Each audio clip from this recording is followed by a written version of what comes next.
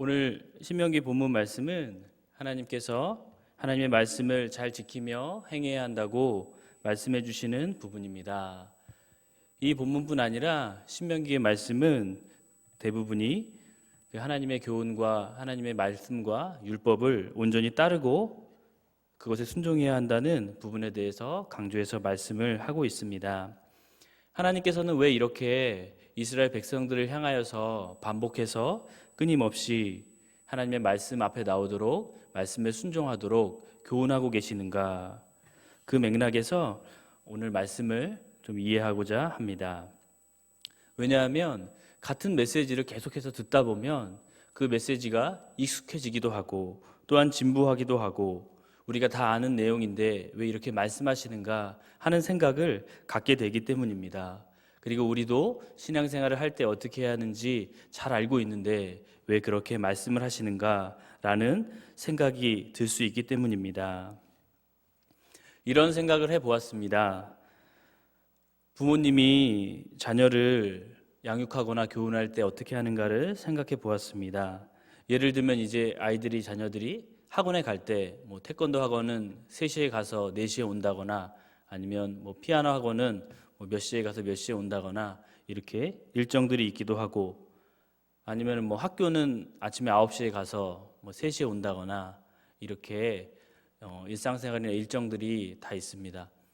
그러면 부모님 입장에서 자녀를 교육하고 이렇게 가르칠 때 오늘은 이제 토요일이라고 친다면 토요일은 주말이니까 오전 9시부터 낮 12시까지는 이제 자녀 교육을 하고 이제 12시부터는 이제 조금 자녀 교육을 쉬고 이렇게 한다거나 아니면 월요일 같은 경우는 아침에 일찍 일어나서부터 저녁에 잘 때까지 자녀 교육을 하고 이렇게 하는 부모는 없을 겁니다.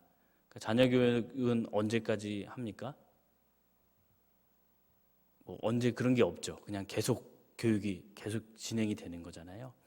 그런 것처럼 이 말씀에 대해서 교육을 하거나 말씀에 대해서 강조를 하는 것도 어떤 언제부터 언제까지 이런 게 있는 게 아니라 우리가 그 말씀을 지킬 때까지 혹은 그 말씀을 온전히 따를 때까지 그 말씀 앞에서 우리가 변화되고 계속 하나님 앞에 나아갈 때까지 그 말씀의 강조가 늘 있는 것이라고 생각을 하게 됩니다.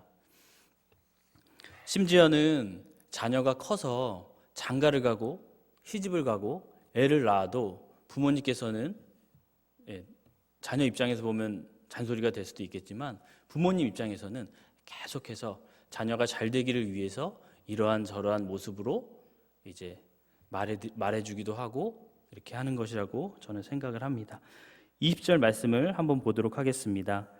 후일에 내 아들이 내게 묻기를 우리 하나님 여호와께서 명령하신 증거와 규례와 법도가 무슨 뜻이냐 하거든. 너는 내 아들에게 이르기를 우리가 옛적에 애굽에서 바로의 종이 되었더니 여호와께서 권능의 손으로 우리를 애굽에서 인도하여 내셨나니 이렇게 말하고 있는데요. 우리가 자녀에게 혹은 우리의 후대들에게 이런 말을 하게 된다는 것입니다. 후일에 아들 이제 혹은 자녀라고 할 수 있겠죠. 자녀가 묻습니다. 우리 하나님께서 우리에게 하신 명령 혹은 우리에게 주신 증거, 규례가 무슨 뜻입니까? 이렇게 묻게 되면 그것에 대해서 이야기해 주라는 것입니다. 이 당시는 그 애굽을 출애굽해서 그 광야에서 생활하다가 이제 이후의 일이기 때문에 하나님께서 이스라엘 백성에게 그 애굽을 나올 때 기적적으로 하신 그 일들을 예전의 사람들은 알고 있고 그 이후의 사람들은 알지 못합니다. 그리고 그 더 이유가 되면 더 알 수 없을 것입니다. 그러니까 그 하나님의 일들과 하나님께서 주신 교훈들과 증언들과 말씀들을 계속해서 전달되게 하라고 이야기하고 있는 것입니다. 22절과 23절도 마찬가지입니다.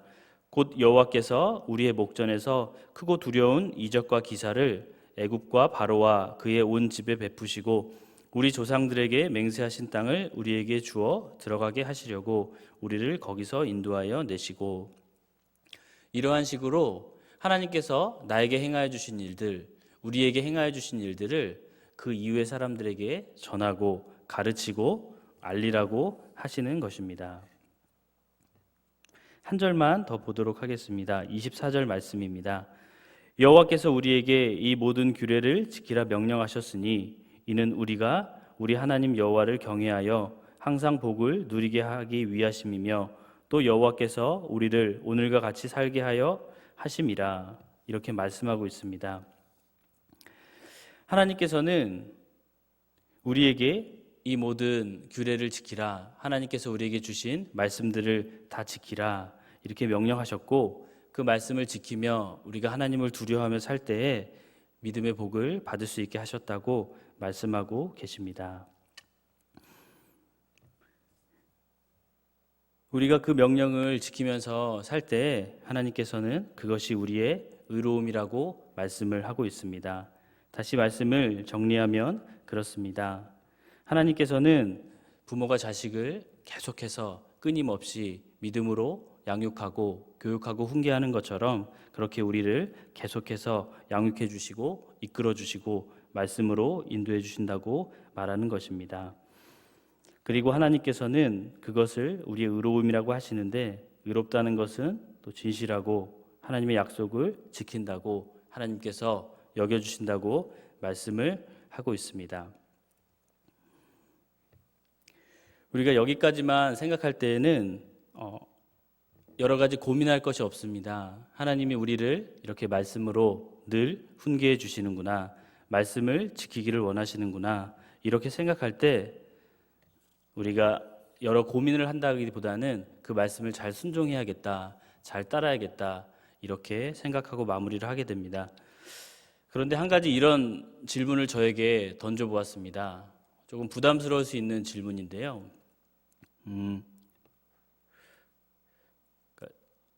저 스스로도 이제 이 질문을 하면서 하려고 합니다. 예를 들어서 누군가가 저에게 오늘 성경을 몇 장을 읽으셨습니까? 이렇게 물어본다면 좀 고민하게 될 것입니다. 오늘 읽으신 분도 있고 또 안 읽으신 분도 있으실 거기 때문에, 그리고 오늘 기도를 몇 분을 하셨나요? 기도하셨나요? 이렇게 하면은 또 고민되시는 분이 있을 겁니다. 내가 몇 분을 했지, 이런 분도 계시지만 또 기도를 또 못한 분도 있고요. 아니면 또 다른 사람과 교회를 위해서 오늘 중보기도를 하셨나요? 이렇게 물어보면 또 고민되는 분이 있을 수 있을 것 같습니다. 계속 나오는데요. 큐티를 그럼 하셨나요? 이렇게 물어보면 또 부담이 되고, 전도를 하셨나요? 혹은 이웃을 사랑하고 봉사를 하셨나요? 이러한 질문들, 혹은 자기를 희생하며 오늘 다른 사람을 위해 살아가셨습니까?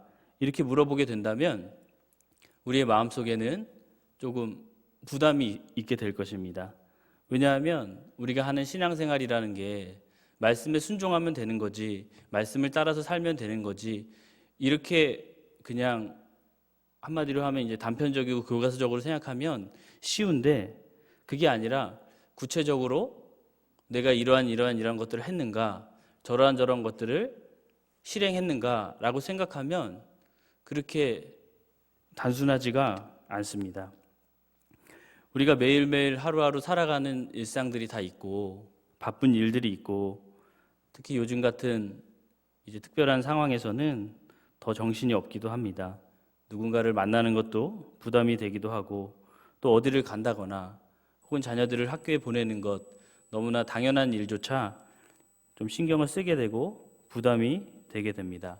그렇기 때문에 그 일상 속에서 말씀을 순종하는 일들, 그리고 자기의 신앙을 지키는 일들을 꾸준히 한다는 게 익숙하기 때문에 늘 하시는 분도 계시겠지만, 혹은 이러한 부분을 놓치는 분들도 있지 않을까 생각을 합니다. 우리가 웨슬리 전도라든가 이렇게 짝꿍 전도라든가 늘 했을 때는 전도를 할 수 있는데, 이제 그런 활동들이 이제 없다 보니까 전도하는 삶을 살고 계십니까? 이런 물음에 우리가 부닥치게 됐을 때는 안 하고 있습니다, 이렇게 말할 수도 있고, 지금은 이런 상황이니까 조금 조심하고 있습니다, 이렇게 말할 수도 있습니다.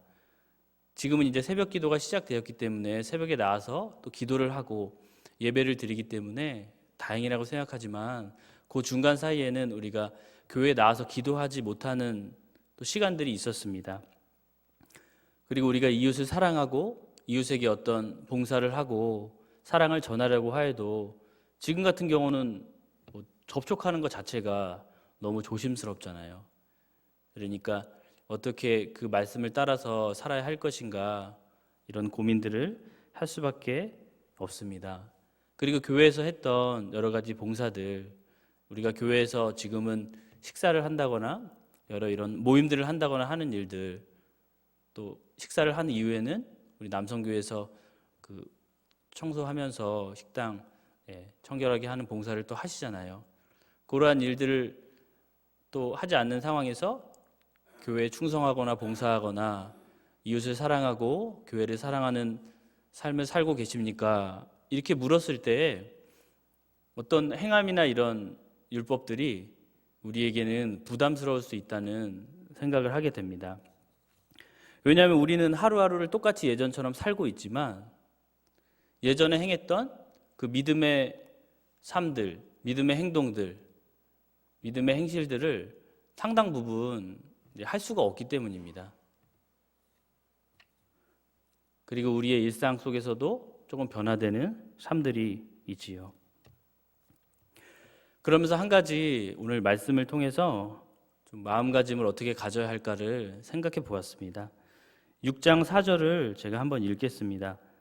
이스라엘아 들으라, 우리 하나님 여호와는 오직 유일한 여호와이시니, 이렇게 말하고 있습니다. 하나님은 오직 유일한 여호와 하나님이시라고 말을 하고 있습니다. 그냥 이렇게 얘기하면 하나님은 당연히 한 분이시지, 하나님은 당연히 유일하시지, 하나님 같은 분이 안 계시지, 이렇게 생각합니다. 하나님 같은 우리의 참 아버지가 되시고 참 목자가 되시고 예수 그리스도, 그러한 분은 없으시지, 이렇게 생각할 수 있습니다. 우리가 오직 예배하고 찬양할 분은 그분밖에 없으시지, 이렇게 생각할 수 있습니다. 그러면서 한 가지 조금 더 생각할 수 있는 것은 세상의 중심이 되시고 내 삶의 중심이 되시고 나를 온전히 이끌어 가실 수 있는 분은 그 유일하신 하나님 한 분이시지, 이런 생각을 같이 하게 됩니다.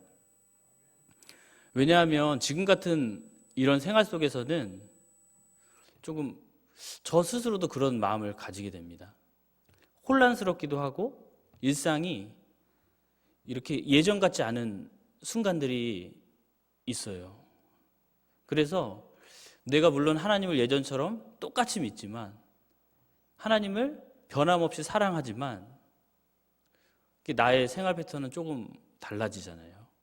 그래서 나 스스로의 마음은 애쓰고 있지만 나도 모르게 조금씩 하지 않는 일들로 인해서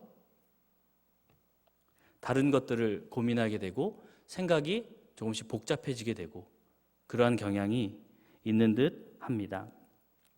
그래도 우리가 마음의 중심으로 생각해야 할 것은 나를 이끌어가는 것이 바쁜 일상이라던가 여러 가지 매체에서 나오는 다양한 이야기들, 뭐 학교를 가야 된다, 뭐 안 가야 된다, 아니면 매체에서 나오는 수많은 이런 일들이 아니라, 혹은 우리의 주변에 많은 사람들이 아니라 그것이 오직 유일하신 여호와 하나님이시라는 것을 우리가 다시 한번 인식했으면 좋겠어요. 우리가 다 알고 있는 생각이지만, 알고 있는 사실이지만 다시 한번 그 마음을 다지고 새겨서 상황이 어떻든 환경이 어떻든 뭐 주변이 어떻든 무슨 말을 하든 내가 오직 따르고 의지하고 바라봐야 할 분은 하나님 한 분이시지. 왜냐하면 하나님과 같은 분이 없으니까요. 그래서 유일한 하나님이시잖아요. 우리의 많은 가진 것들도 다 때가 되면 없어지게 되고 우리 주변에 있는 많은 모든 것들이 사라질 수 있지만, 심지어는 우리가 사라질 수도 있지만 하나님은 절대로 유일하시고 변함없으시기 때문입니다. 제가 어떤 기사를 봤는데요, 그 샤넬이라는 그 브랜드 기사를 봤는데요, 그런 얘기가 나왔더라고요. 그 샤넬에서 어느 날에 뭐 가격을 올린다는 그런 정보가 나왔던 것 같아요. 그래서 그 정보가 뭐 아마도 그 명품 이런 물건이니까 가격이 많이 오르겠죠. 오른다 그러니까 뭐 그걸 사기 위해 되게 멀리까지 가가지고 그 날을 어기지 않고 사서 딱 왔는데 그 다음에 뭐 엄청 이게 가격이 올라가지고 그렇게 열심히 서둘러 구입했다고 하는 그 기사를 제가 보았습니다. 이 샤넬이라는 그 가방이 아무리 좋은 거지만 전 세계에 한 개만 만드는 건 아닐 거 아니에요. 그래도 생산을 하니까 뭐 몇십 개, 몇백 개는 만들 거 아니에요.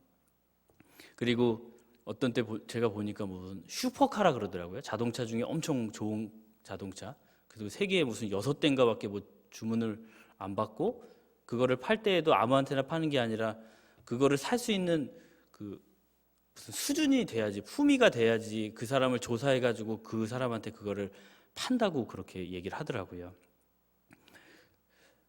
근데 이런 소중한 물건들도 우리가 구입하려고 하는데 하나님께서는 사실 우리가 이런 비교를 할 필요조차 없을 정도로 예, 가치를 어떻게 저희가 매길 수가 없는 분이잖아요. 예, 유일하신 분, 오직 한 분, 무엇과도 비교할 수 없는 그런 분이죠. 그러면서 같은 맥락에서 이런 생각을 해보았습니다. 믿음이 좋은 사람이란 어떤 사람인가? 참 믿음을 가진 사람은 어떤 사람인가? 이 생각을 해보았습니다. 우리가 일상적인 상황에서는 교회 봉사를 열심히 하고 예배를 빠지지 않고 꾸준히 나오면 믿음이 좋은 사람이라고 볼 수가 있겠지 않습니까? 그렇겠죠. 그리고 목사님의 말씀에 잘 순종한다던가 말씀을 듣고 그대로 지키려고 한다던가 그럴 때 우리가 보면서 이 장로님, 이 권사님, 이 집사님, 이 성도님은 믿음이 참 좋은 분이구나 우리가 볼 수가 있습니다. 그런데 건강 때문에 교회 못 나오시는 분이 계세요. 그러면 그분이 믿음이 없다고 말할 수 없잖아요. 그리고 우리가 봉사를 할 수가 없어요. 왜냐하면 봉사할 수 있는 그 상황이 없잖아요. 그러면 봉사도 안 하고 교회도 안 나오면 믿음이 없는 건가요? 그렇게 말할 수는 없잖아요. 상황이 많이 다르잖아요. 물론 그것이 일치하는 경우도 많이 있지만 그렇지 않은 경우도 있어요. 그리고 우리가 보면서 일상적인 상황에서도 교회 봉사를 많이 하고 열심히 하면 믿음이 좋다고 일반적으로 생각을 합니다. 그렇지만 사람의 마음이라는 게 또 그렇지 않을 수도 있잖아요. 누군가가 나를 보고 있기 때문에 내가 이런 입장에 있기 때문에 열심히 해야 되는 경우도 있거든요. 그러면 그 모습을 보고서 저 사람은 믿음이 좋으시구나 이렇게 하지만 그렇지 않은 경우도 있을 수 있고 혹은 내가 하고 싶어도 내가 섬기고 싶어도 할 수 없는 뭐 건강이라던가 아니면 마음이라던가 아니면 주변 상황이 될 수 있잖아요. 하고 싶어도. 그런데 그걸 보고서 저 사람은 믿음이 없어서 하지 못하는 이렇게 판단할 수 없는 상황이 있다고 말하는 겁니다.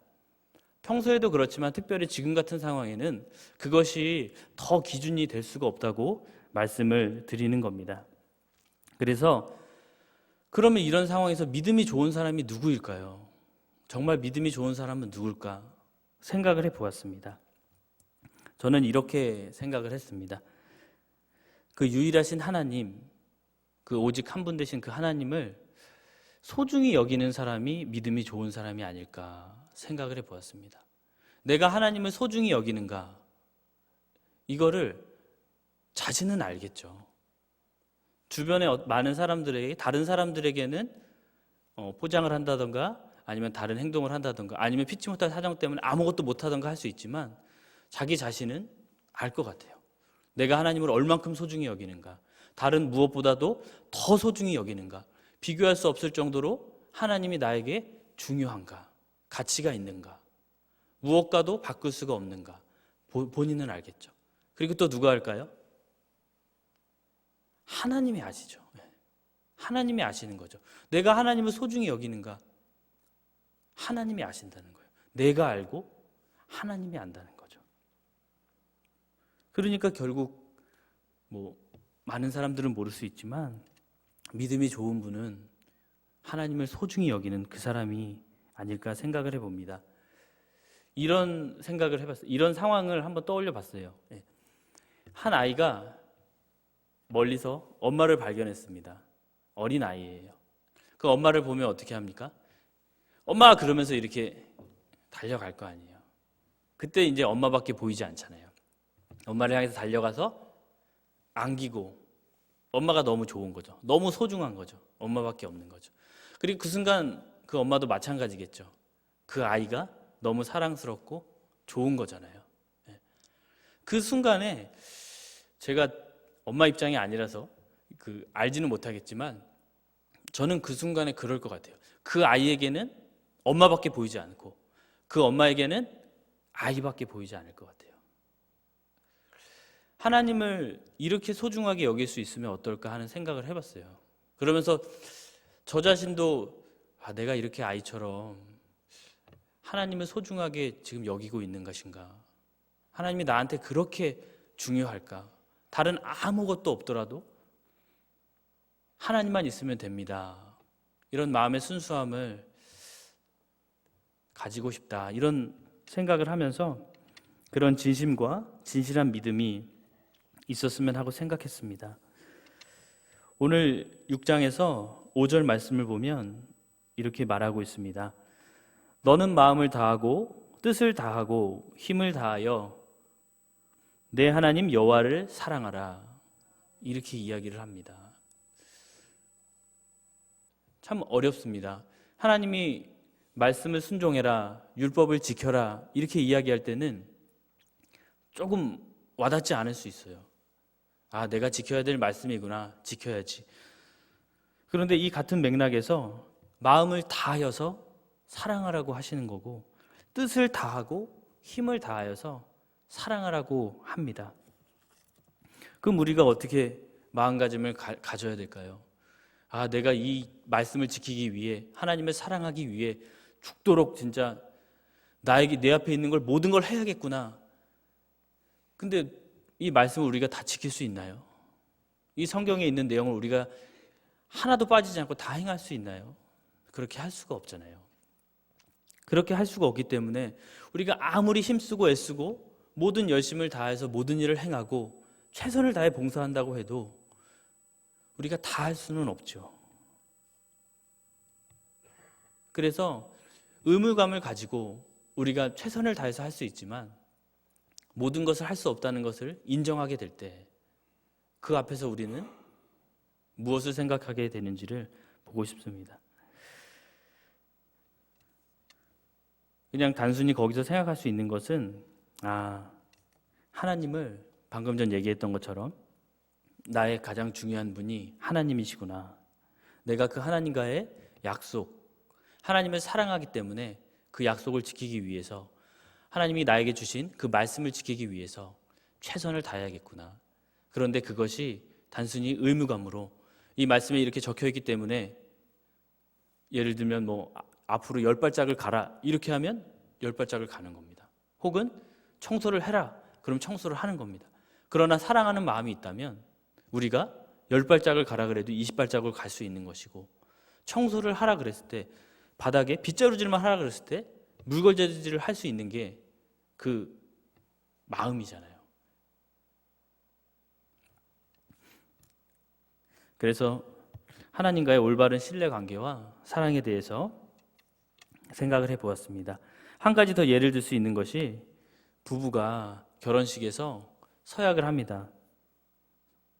흰머리가 아니죠. 검은 머리가 팥뿌리가 희가 될 때까지 살겠다고 지금은 안 하더라고요. 지금은 결혼식 가도 그렇게 하는 데가 없더라고요. 그런데 옛날에는 그렇게 하셨잖아요. 지금은 주례가 없는 결혼식도 있더라고요. 근데 옛날에는 그렇게 많이들 하셨잖아요. 근데 사랑하지도 않는 사람이랑 약속을 그렇게 하는 경우는 없잖아요. 근데 하나님과 우리 사이에 언약을 맺고 하나님이 우리와 약속을 하시고 영원히 내가 너와 함께 하겠다고 말씀하시는데 우리가 그 언약 앞에서 하나님을 사랑하는 마음 없이 따라갈 수가 없잖아요. 우리가 하나님을 사랑하지도 않고 소중히 여기지도 않아요. 그러면 교회 나올 이유가 없고, 말씀을 지킬 이유가 없고, 신앙생활을 할 이유가 없고, 필요도 없고, 하지도 않을 거잖아요. 근데 우리가 그렇지 않잖아요. 하나님을 사랑하고, 하나님을 소중히 여기고, 주님을 만났고, 주님의 은혜가 고맙고, 감사하고, 소중하잖아요. 그래서 우리가 그 말씀을 지키고, 쉽지 않지만, 잘 안 되지만, 그래도 애쓰고 힘쓰고 더 잘 하려고 노력을 하는 거잖아요.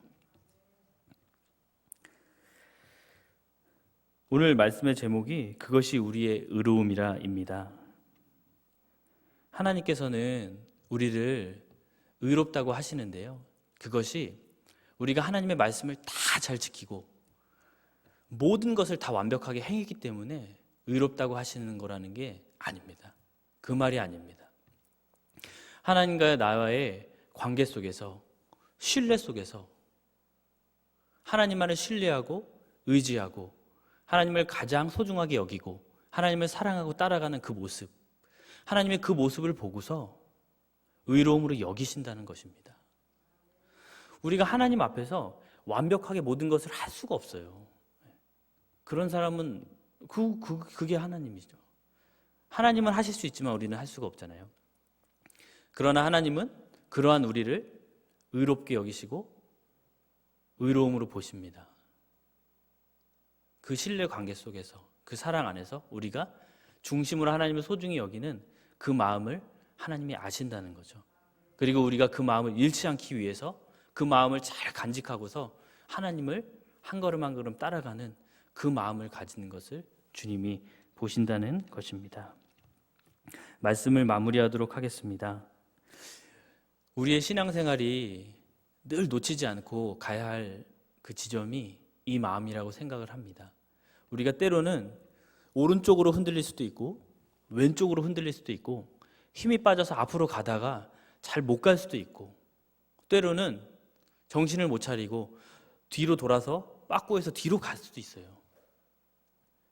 그렇지만 우리 마음속에 이 마음을 잃지 않는다면 주님이 나의 유일한 주님이시지, 하나님이 나에게 가장 소중하시지, 이 마음을 잃지 않고 하나님과의 관계 속에서, 신뢰관계 속에서 내가 하나님을 사랑하는 마음을 가지고서 늘 나아가야지.